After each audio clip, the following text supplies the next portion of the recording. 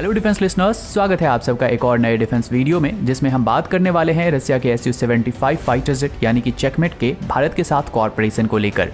रसिया की एक डेलीगेशन इस बार एरो इंडिया 2023 में हिस्सा लेने भारत आ रही है, जहां वो भारत के साथ इस single engine light tactical fighter jet के ऊपर पोटेंशियल कॉर्पोरेशन को डिस्कस करने वाली है। और इस डिस्कशन में इस फाइटर जेट को बनाने वाली कंपनी की डेलीगेशन शामिल रहेगी।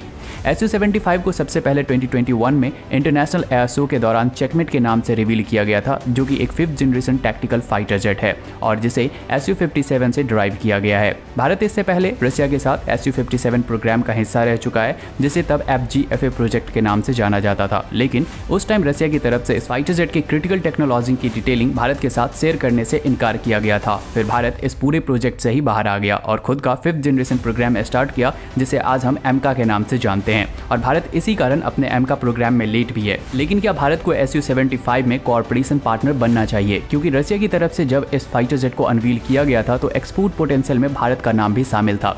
लेकिन इसे जानने से पहले हमें इस फाइटर जेट को जानना जरूरी है कि क्या ये हमारी रिक्वायरमेंट्स में फिट बैठती भी है या नहीं। आप लोगों ने ध्यान दिया होगा कि इसे एक 5th generation single engine tactical fighter jet बोला जा रहा है, जबकि अगर F-35 को देखेंगे तो वो भी एक सिंगल इंजन का 5th जनरेशन फाइटर जेट है, लेकिन वो एक टैक्टिकल फाइटर जेट नहीं है। तो इस फाइटर जेट में ऐसा क्या खास है? सबसे पहले तेजस की तरह ही ये भी एक लाइट फाइटर जेट है, जो कि सिर्फ 7 टन तक के पेलोड को ही कैरी कर सकता है, लेकिन इसकी रेंज 3000 किलोमीटर की है। जरा आप सोचिए कि तेजस एक 4th जनरेशन का फाइटर जेट है, जो सबसे छोटा एयरक्राफ्ट है और उसका RCS सिर्फ 0.5 मीटर स्क्वायर का है। तो एक 5th जनरेशन के ऐसे फाइटर जेट का RCS क्या होगा? मतलब कि ये फाइटर जेट एक ट्रू मायने में घोस्ट है, जो रडार से इजीली गायब हो जाएगा। वहीं इस फाइटर जेट का सबसे बड़ा प्लस पॉइंट इसका AI यानी कि आर्टिफिशियल इंटेलिजेंस है।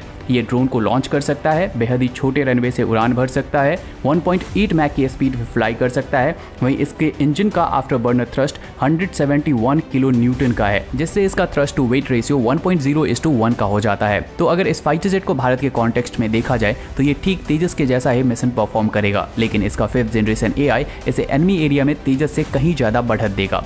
भारत के लिए पाकिस्तान के कॉन्टेक्स्ट में ये फाइटर जेट किसी काम का नहीं है, क्योंकि इस फाइटर जेट का प्राइमरी रोल सीड यानी कि separation of enemy air defence जैसे मिशन को परफॉर्म करना होगा, लेकिन उसे तो अकेले ब्रह्मोस भी पूरा कर सकता है, क्योंकि पाकिस्तान के मेजर एयर डिफेंस इंस्टॉलमेंट की जानकारी हमें ऑलरेडी है। तभी तो मिराज पाकिस्तान के अंदर डीप स्ट्राइक करके बाहर भी आता है और पाकिस्तान को पता भी नहीं चलता है, तो चेकमेट की क्या ही जरूरत है।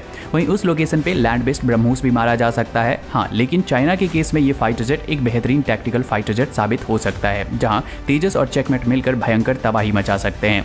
चेकमेट अपने मिशन को लीड कर सकता है, वहीं तेजस बाकी के ग्राउंड इंस्टॉलमेंट की धज्जियां उड़ा सकता है। लेकिन इस जेट को लेकर भारत को ऑपरेशन करेगा या नहीं, ये तो एरो इंडिया के बाद हमें पता चल ही जाएगा, क्योंकि भारत खुद का भी एक 5th जनरेशन फाइटर जेट बना रहा है। ऐसे में एक और फाइटर जेट का कोऑपरेशन करना कितना सही है, ये देखना इंटरेस्टिंग होगा। तो आज के इस वीडियो में इतना ही। उम्मीद है आपको ये वीडियो इन्फॉर्मेटिव लगी होगी। अगर लगी हो तो लाइक करें, शेयर करें और चैनल को सब्सक्राइब कर लें।